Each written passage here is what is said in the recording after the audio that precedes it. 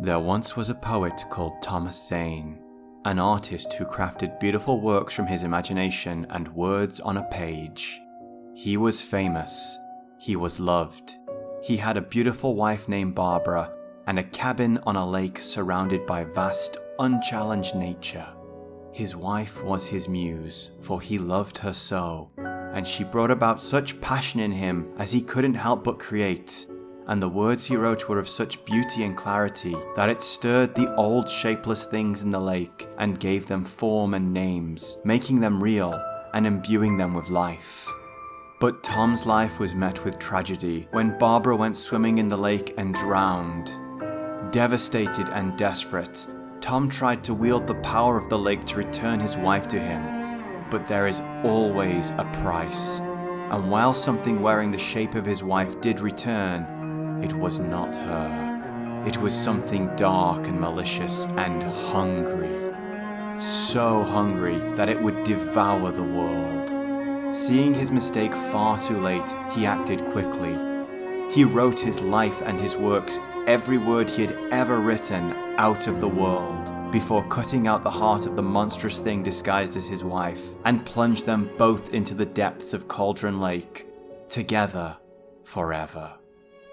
He had, however, left an insurance policy, a shoebox that was exempt from his rules, something of his that would stay in the world even after his departure, so long as it always remained in the light. It was a weapon that could destroy the darkness forever, and a single page of his works that described the man who would use it. A young writer who had lost his wife to the darkness, a twinned soul who would write of Zane just as Zane had written of him. This is that writer's story. This is Alan Wake.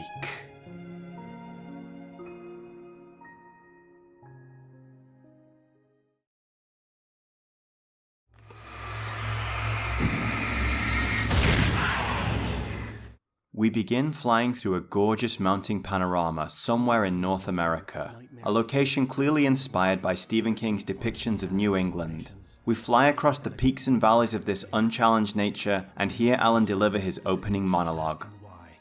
Things soon take a turn for the worse though, as Alan begins describing his nightmare and we descend into a dark place, where Alan is hunted by a character of his own making and something old and powerful begins to shake the world. As Alan flees, desperate to escape his tormentor, blinding white light fills the world and we see... well, that certainly is something, isn't it? But dreams are not meant to make sense. Characters don't need backstories or motivations in the land of sleep. Like any broken game, it can just be patched in later. After Zane introduces Alan to the mechanics that make up the core gameplay loop, Alan makes a break for the lighthouse in the distance in hope of finding some kind of safety. Along the way...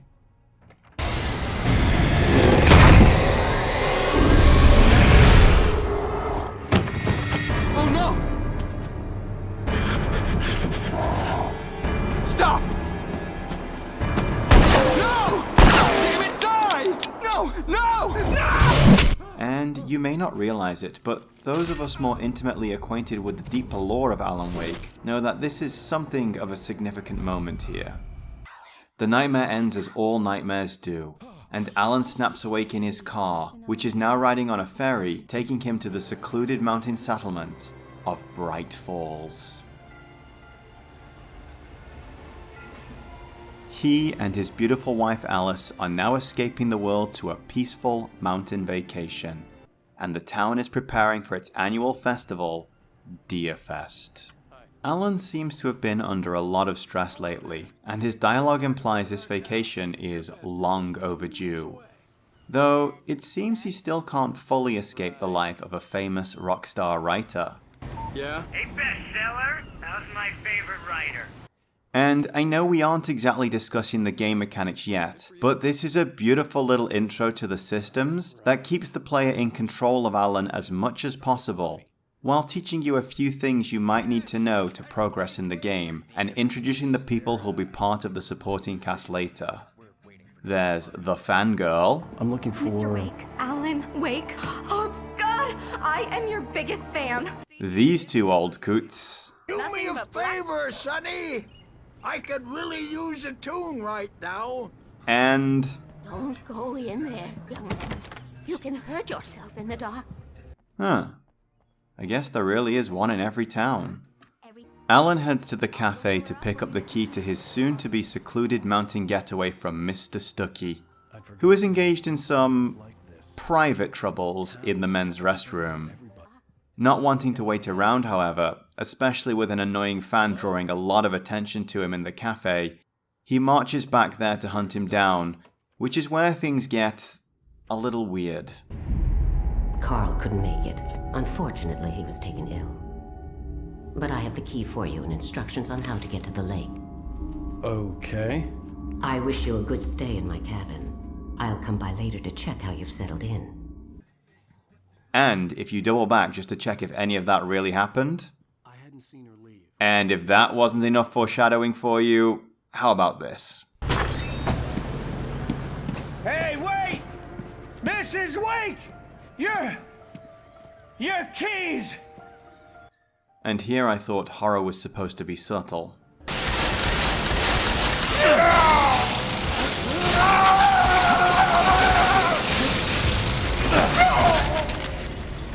Okay, point taken. Alan and his wife check into their new place, and Alan is tasked with getting the lights working on account of his wife's crippling fear of the dark. And it's here things start to get just a little messy. It seems Alice, who is very worried about Alan's mental health, has been in touch with a famous doctor who's specializing in helping artists struggling with mental health problems, and the whole trip to Bright Falls was something of a ruse to try to get Alan to talk to a professional about his problems.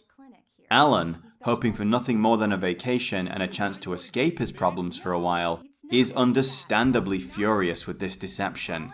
And in the king of all dick moves ever, one he's going to regret very soon, he decides to storm out of the conversation into the night where he knows Alice won't follow on account of her phobia. And as he tries to recompose himself, things go bad. Alice? Alice?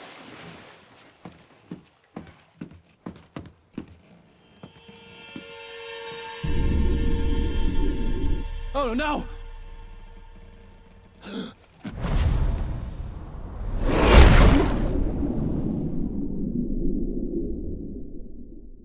Keep going. Wake up. Alice? And so our game begins in earnest, with Alan waking up from a car crash in the middle of nowhere, with no idea how he got there, or even what day it is. He has flashes of memory, and knows something happened to his wife, which is all the motivation he needs to drag himself out of the jaws of death, and get moving towards the nearest source of life, and try to make contact with someone. Along the way, however, Alan finds pages of a manuscript clearly written in his words that he has no memory of writing, and finds himself questioning his sanity as things that once existed only in his nightmares suddenly become manifest right before his eyes. And that's not even half of it. All right. I'll keep writing. Outside there's only darkness. Outside the cabin, outside the story, there's only darkness. I can feel her presence in the dark. Just now, I could smell her perfume in the room. I'll reach her, I'll fix it up. I'll bring her back. The story will come true. If I stop, she's lost. But he finally makes it to safety and is able to contact the local sheriff, who drops one final bombshell on our poor protagonist and wraps up our opening chapter very nicely. We were staying in a cabin on the island, on Cauldron Lake. There's no island on Cauldron Lake, not since the big eruption in the 70s.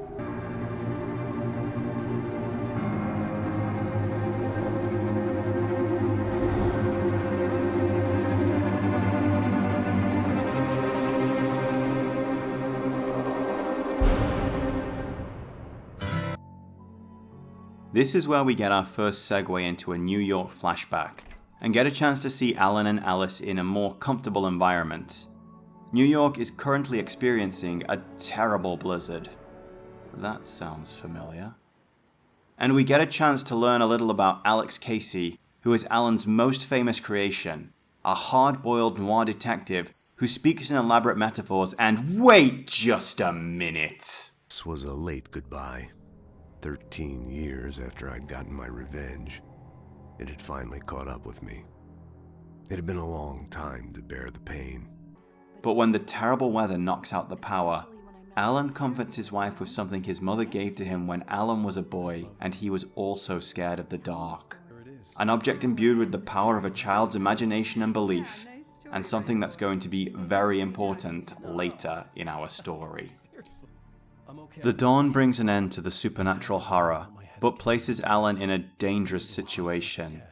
A man waking up from a car crash, missing a week, and raving about shadowy monsters hunting him probably isn't going to be getting around much, and Alan is more than a little concerned about his wife. The conversation is interrupted by a phone call that throws the situation into a new perspective. Alan, please help me. Alice? Stop talking to the law. You'll do exactly what I say if you ever want to see your wife again. Could all this be a simple kidnapping and hostage situation? Could the nightmares really just be in Alan's mind? We also get introduced to Dr. Hartman here, and given Alan's reaction to his wife revealing her motives for bringing him out here, you can bet he's not all that happy to meet this guy here either. Luckily, this is the introduction to our final, and dare I say, most memorable character in the game.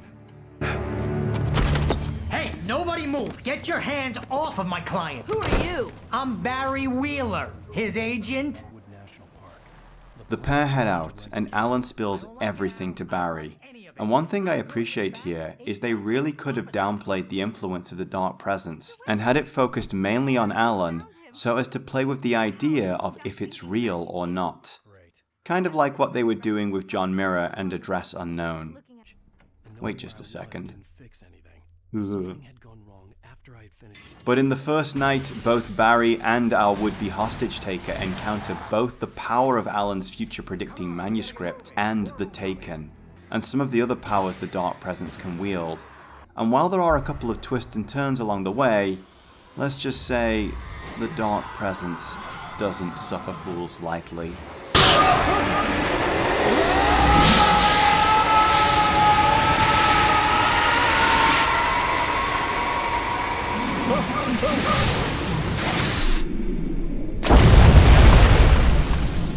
Alan wakes. Wait a second. Alan comes to from that experience in the Cauldron Lake Lodge, being watched over by Hartman. Hartman insists that Alice died years ago, and that Alan has been a patient at his lodge for some considerable time. He says that Alan recently had a massive breakdown, and implies that this wasn't the first time at all, and invites him to take a tour of his place and meet the guests. And I just loved this moment. He works on video Elbow games. strike. It's trash, of course, but it does involve some small creative effort. You see, it's funny because the guy who wrote this is one of the best game writers in the world today. But it's here we start to get the idea that just about everyone here has had some encounter with the darkness, as we see it depicted in paintings, and we finally get to meet and talk to the old gods of Asgard. Yep, these guys. A retired metal duo who seem to know a lot about the darkness, supernatural powers, and that sure is an interesting name they're using for Alan there. Tom, you got any booze on you? They cause a distraction, allowing Alan to get into Hartman's office, recover the pages of his manuscript, and even find Barry locked up. The jig is clearly up, and the darkness comes for Alan once again. He and Barry enact a daring escape, and head for the farm of Thor and Odin to do this. There's too many of them!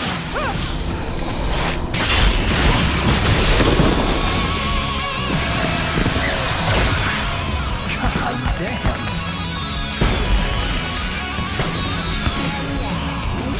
And finally find the secrets hidden within. A message from Tom, handed to the brothers to hand to Alan, and dare I say, an absolutely banging song, written and performed by Poets of the Fall. And it's here Alan and Barry finally take a load off and decide to get sloshed on the old god's homebrew, which among other things, clears the blockage in Alan's mind. He sees how the darkness stole his wife, how it manipulated him into writing her back into the world, how he slowly came to realize the manuscript he was writing would summon something terrible into the world, and it would consume everything. Desperate, he wrote himself into the protagonist role, and wrote Thomas Zane into the story to come and free him from the cabin, and scatter the pages of his manuscript to help guide him as he fled from the darkness. The final chapter sees Alan, Barry, and the sheriff battling the darkness in the very town of Bright Falls, tracking down the Lady of the Light, Cynthia Weaver, the fangirl of Thomas Zane, trusted with the last page of his work, and the clicker, kept safe in the shoebox in the well-lit room. And thus armed, Alan is able to make his final dash for Cauldron Lake, back to the lodge, use the weapon on the darkness, and write the final page of his story that will bring his wife back. But nothing comes without a price. If something is given, then something must be taken in return. And so Alan consigns himself and the dark presence to the depths of Cauldron Lake. It's not a lake. It's an ocean.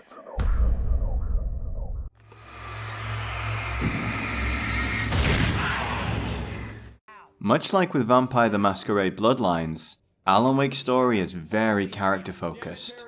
Our protagonist Alan is a layered character and by no means an idealistic hero. He's not a bad guy by any stretch of the imagination, just a regular person.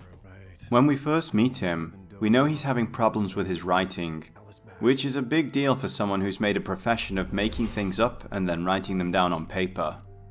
Certainly, we get to see the tender, caring husband side of him too, both in his initial actions at Cauldron Lake and later during the blackout in New York City. We also see the shallow and petty side of him too. The side that's insecure and self-critical, something all artists struggle with to one degree or another. Then there's the face he shows to the world on TV, a carefully crafted facade to capture the hearts of people watching with witty jokes and humour. And we also see that he's not above lying to his wife so he can go out and party all night. Max Payne is a wonderfully written character, but he's basically one beat, all melodrama and depression. He's more of a force of nature than a fleshed out human character. Alan, on the other hand, well, the guy's a mess. He's layered and believable, a man floundering in a situation that's way above his pay grade, constantly on the back foot, yet driven by absolute desperation, not just for himself, but for the woman he loves more than anything in the world. This is what makes him such a compelling protagonist. Don't let people tell you that the rescue the princess trope is tired and dated. Everything's been done before to one degree or another, but that doesn't mean it can't be done again, providing it's done well. But the intriguing cast of characters doesn't end there. We actually get to spend quite a bit of time with Bright Falls residents and some of the important people in Alan's life. In the interest of keeping this video somewhere short of the 10-hour mark, I won't go into great detail on everyone, but seriously Remedy, when is this happening? But I do want to shine a spotlight on what are, in my opinion, the two standout members of the supporting cast. That being the town sheriff, Sarah Breaker, and Alan's agent and best friend, Barry Wheeler. We have our first real encounter with Sarah after Alan reaches the gas station on the first night, and she brings him in to get him to safety. She comes off a little antagonistic at the start, and it doesn't help that Alan assaults a man in her office before being hustled out by an obnoxious agent. Looking around the sheriff's office, we get a sense that this isn't a place that gets a lot of trouble. At least not the human kind. From the mild-mannered deputy and the single drunk locked in the cell, who may be a little more clued up on the situation than most, and just her general demeanour, we see Sarah isn't some hardened officer of the law looking to stomp out corruption and crime at the highest levels of power. Though there are clearly more than a couple of missing hikers in the area. This all changes, however, in the late game when the darkness comes to the police station searching for Alan and things start to get really sketchy. Sarah is quick to side with Alan, much to her credit, but we discover there are people in the town more than a little prepared for this. Here's a list of people and phone numbers. I need you to call them and tell them you have a message from me. Night Springs, okay? They'll know what to do. Hey, Sheriff! Your password. Night Springs? What's that all about? It's a stupid joke we have.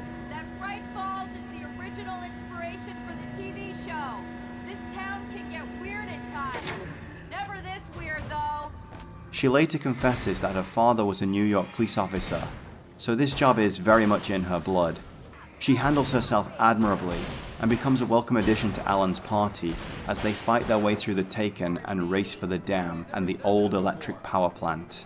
She displays competence and calm in an extreme situation, but comes off as very believable and likable overall. Then there's Barry. Barry is a character who was made of all the wrong pieces, and yet despite it all, is somehow one of the most memorable and endearing characters in the whole story. We first encounter his disembodied voice over the phone as he calls Alan to bother him on his way to his vacation. His accent and the fact that he refers to Alan as best seller makes him particularly annoying, as though he's just keeping an eye on his meal ticket.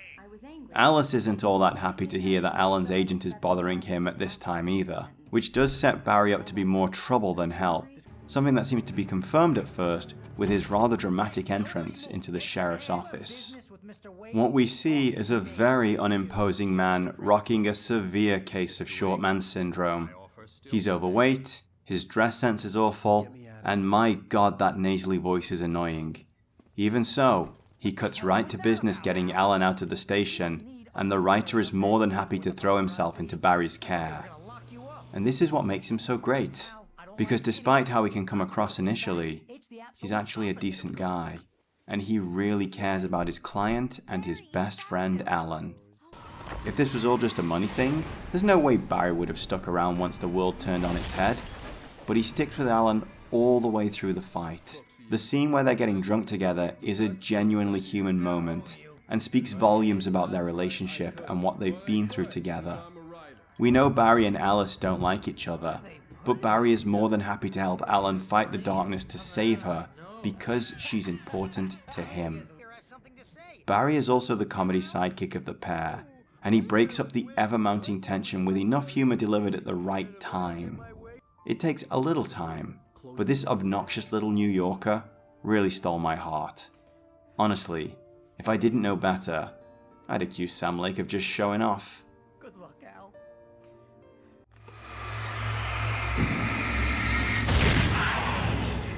Wake's development cycle was somewhat long, though it wasn't exactly development hell, and the final product was quite different from the idea presented at E3 in 2005.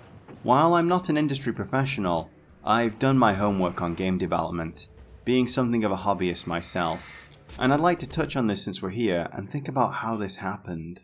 My guess is most people who like games have entertained the idea of making their own at one point or another, and I'd be more than willing to guess that if they were asked to sum up their idea, they would say something along the lines of, "It's X game, but with Y." Of course, there's nothing wrong with this kind of elevator pitch approach to designing a game, and indeed that's pretty much how sequels are planned out.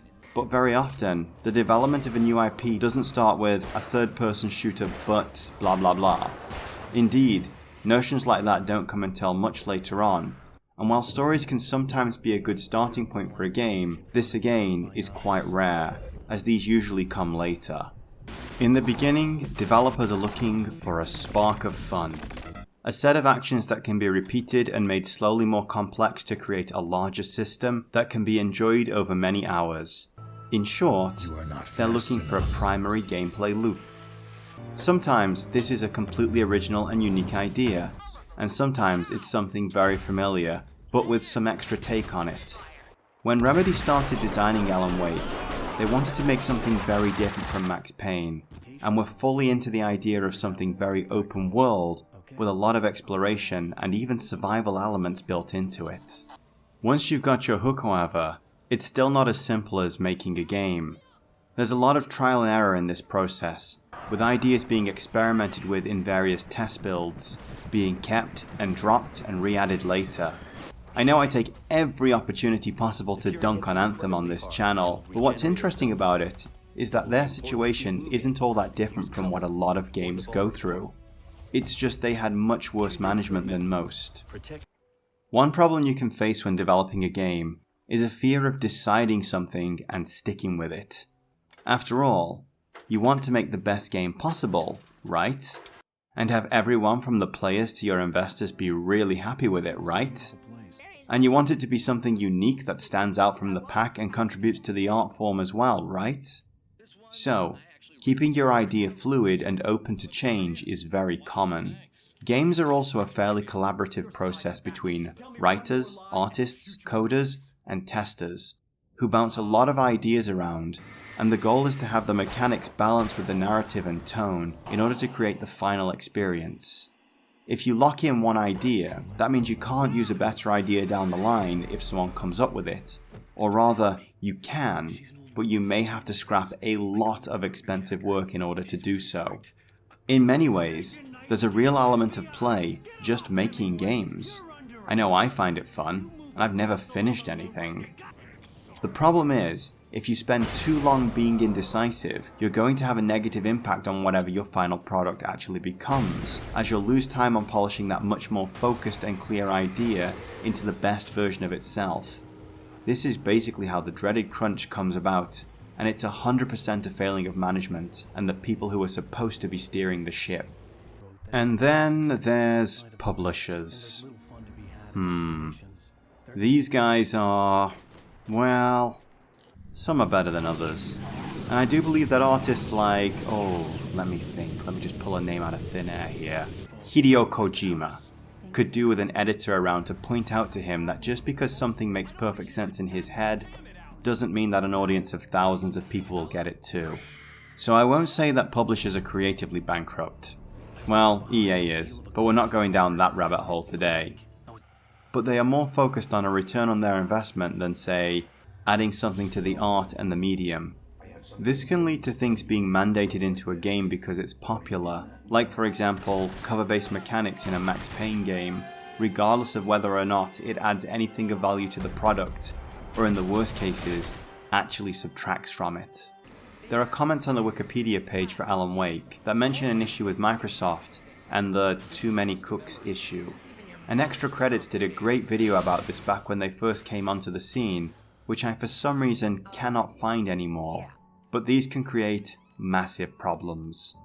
Ultimately, Sam Lake and a few other high-level devs had to sit down for a month and have a really hard talk about the game, effectively going through the concept with a chainsaw, while still trying to use as much of the world and the features that they'd already created.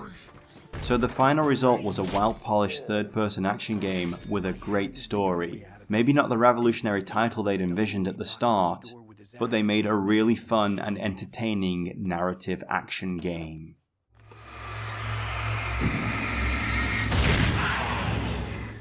Alan Wake was conceived as the near antithesis of Max Payne. Where Max was a hardened New York detective, comfortable in the art of gunning down bad guys in a way that only the American police force can be, Alan is a writer who has maybe fired a gun at a shooting range at some point in his life. And where Max had a heavily linear progression, only a mild step up from a corridor shooter, Alan was envisioned as an open-world experience, somewhat in line with the GTA series. For better or worse though, the developers found it very hard to balance the free-form open-world gameplay with the kind of pacing needed for a thriller or a suspense story. It just doesn't work when the players can ignore the important story beats to spend time doing donuts in their car. What this meant is that Bright Falls and the surrounding areas were pretty much built in such a way that the player could go anywhere they wanted at any time. It also had a dynamic day-night cycle that would change the pacing of the game in real time. Daylight hours would be spent in a more adventure-style game, while nighttime was all about fending off the Taken. Driving had been implemented into this system to help players cover the long distances between locations to complete objectives, while loading up on weapons, flares, and other tools to fight the darkness by night. When the decision came down to transform the game into a more linear-focused experience, rather than have the level designers start from scratch again, the existing map was carved up into sections and carefully edited into its final state. This meant that the areas could still be large and fairly open, which would leave ample room for hiding secrets and even allow the driving to be kept in for certain sections. I'll loop back around to the driving later though, as I want to talk a little bit about how Alan handles. Alan is not an action hero. This is very clear from the start of the game. I mean, look at that tweed jacket with the leather elbow patches. I get that he's a writer, but it's not like you get one of those thrown in with every publishing deal. Alan handles perfectly fine for a third-person game, though the camera does hang a little closer to his shoulder than in others, but I got used to that pretty quick. Early on, we're introduced to Alan's sprint button, and then a few seconds later, we're introduced to how useless it is, as a guy who sits at a computer for a living clearly isn't getting enough cardio to sprint through the forest. He fatigues very quickly. Too quickly, to be honest, especially because his invisible stamina gauge also affects his ability to dodge. So let's talk combat then. Given that Remedy revolutionized the action game with Max Payne, I think it's safe to say they are the masters of third-person gunplay. So it's no surprise that the combat takes center stage in this gameplay loop as well, and is, mostly, pretty awesome. Alan's primary weapons are a flashlight and a pistol. He has other guns, but the pistol is the one you'll get the most ammunition for, and as such the most mileage out of. The major gimmick here is that the enemies are shrouded in the living darkness that acts as a shield, effectively making them invulnerable until it's taken down. To do this, you have to shine the flashlight on them, which will start to burn away their defenses. You can hold down a button to focus the beam. This will take the shield out a lot sooner, and even keep the enemy from advancing on you, but will drain your flashlight's battery. Though, to be fair, I never had to worry about running out of these. The game's sound design makes it very clear that you've taken down an enemy shield, and then it's time to unload the gun into them. That's right, it's the old Halo plasma weapon for shields, bullets for health combo, repackaged into a horror game. It's not bad though, as the shields need time to be brought down, and you can only walk while holding a focus beam on an enemy, and larger enemies can take a lot of time. The Taken don't use guns, but they have hatchets, and they're not shy about throwing them at you, or trying to take your head off with them once they get close enough. Against this, Alan has a dodge function, which is pretty handy and reliable providing you aren't fatigued from sprinting. What happened to fear giving men wings? Pulling off a dodge at the right time also gives you a nice slow-mo camera moment that looks pretty cool and gives you a moment to line up your next attack. Alan can also bust out a flare if he's close to getting mobbed, which will create a dome of light around him and keep the enemies at bay, so he can thin out their numbers before the flare runs out. There are also flashbang grenades that are instant death to anyone around them, and a flare gun that is just so satisfying to use. Did I mention about the way enemies pop when they die? Just listen to this.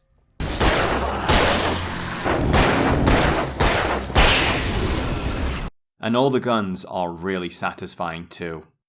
However, it's not all praise, sunshine and rainbows in this department, unfortunately. There are a few, shall we say, utterly infuriating problems with this game's combat. The first is enemy spawns, and the excessive use of scum spawning throughout the game. And when I say excessive, I mean literally every time without fail. How this works is enemies will spawn on a trigger rather than exist in the world for you to run into. This is fine as they're supernatural creatures. When the Taken arrive, you'll get a kind of warning shot where the camera focuses in on them arriving.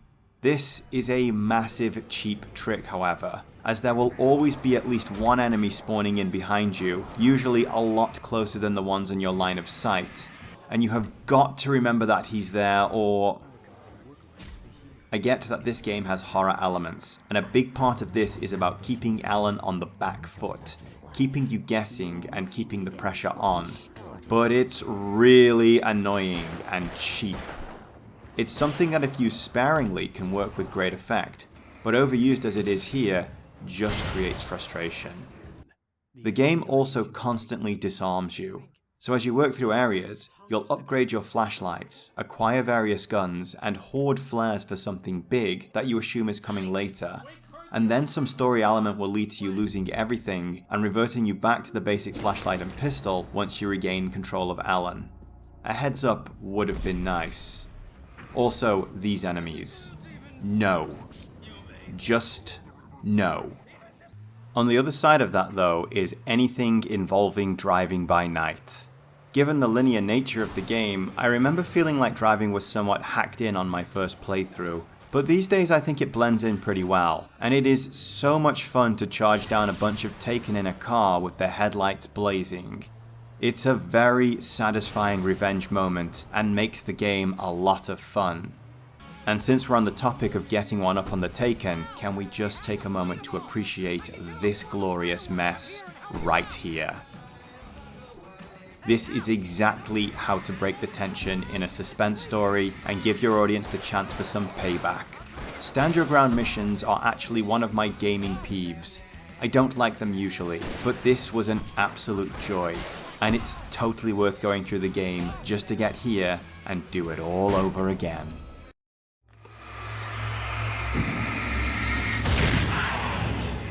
Alan Wake ends in a very good place. Alan finishes his story, and Alice is saved. No, we don't know what fate will befall Alan. Maybe he'll become like Zane, or maybe the darkness will consume him utterly. But none of that matters. Alan's story is over. He did what he set out to do, and the rest is just open to speculation. That's good writing. It's no doubt the reason the character in this story is so loved even years after its release. Remedy have been very open that they had wanted to do a sequel, one which may very well be in the works now, all things considered. But at the time, that wasn't viable. The DLCs were meant to be a kind of bridge to that, I guess. Presented as a series of specials, they take place completely in the realm of the darkness, and more specifically, within Alan's own mind. Now completely lost to the light, and with departure finished, Wake succumbs to the utter despair of his hopeless situation, and only a small fragment of his mind was left hanging on. In the DLC, you play as that final shard of hope trying to fight his way out of the darkness, guided by Zane in hope of restoring Alan to sanity and giving him a fighting chance in the dark place. The two DLCs basically make a two-part story, and in the style of all good DLC, recycle as much of the base game as they possibly can while trying to bring something a little different to the table. The RE7 DLCs do this to great effect, revising the entire mechanics and even hopping genres in the process. These DLCs still feel like the base game, but once the real world was out of the picture, it was clear that anything could go from here. Alan has to revisit various locations from the game that are now just warped figments of his own mind that have been manifested by the dark place, and the true enemy here is... God's play! Music came out all wrong! It attracted the horrors! I really love how bizarre and abstract they got with these stories.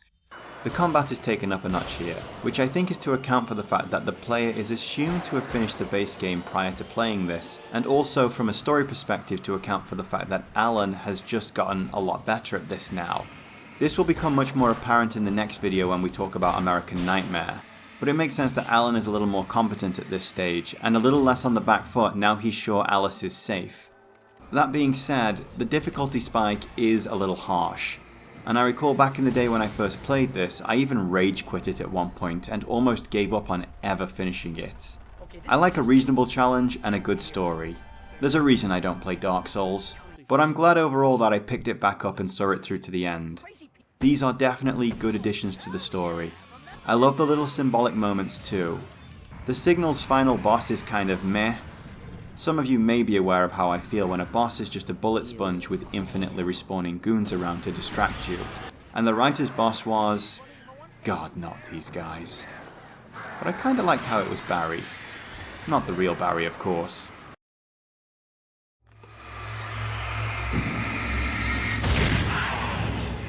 And with the final chapter completed, Alan sits down at his typewriter to begin undertaking the monumental task of writing himself back into the world.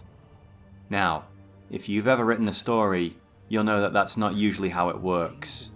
Stories have a life of their own, and tend to go wherever they want. Forcing a story onto a track can oftentimes derail it, and destroy it completely. As Alan says many times, the story needs to balance what the writer wants with what it wants, or in the case of the former, it becomes a complete power fantasy that is utterly unbelievable and reviled by critics. In the latter, it's total chaos that doesn't wrap up in any satisfying way. The journey a writer takes through their story is hard.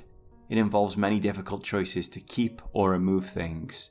Characters, scenes, and entire plot arcs can be written into and out of the narrative as it's refined into its final state.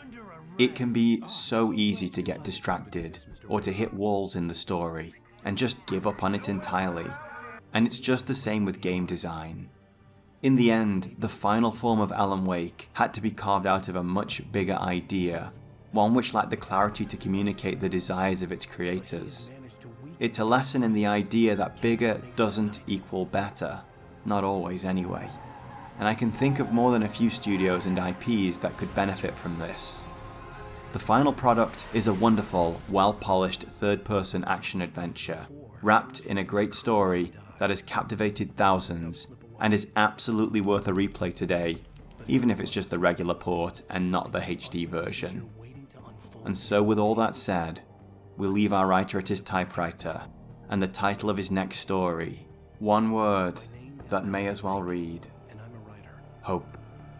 As the final credits roll, exactly in the style of Max Payne, we see that ominous warning that Alan Wake's journey through the night will continue. And while the sequel has yet to emerge, there is one final story for our heroic writer left to be told. A spin-off, as it were. A trip into the twisted world of Night Springs. A chance for Remedy to play with genre and improve on an already amazing gameplay formula. For as Alan entered the depths of the darkness, something emerged. An evil doppelganger, who is now hell-bent on destroying everything in Alan's life. And so our hero must once again take the fight to the Taken and the insidious Mr. Scratch, and find the right words to change the shape of the world and save those he cares about the most in Alan Wake's American Nightmare. Night Springs.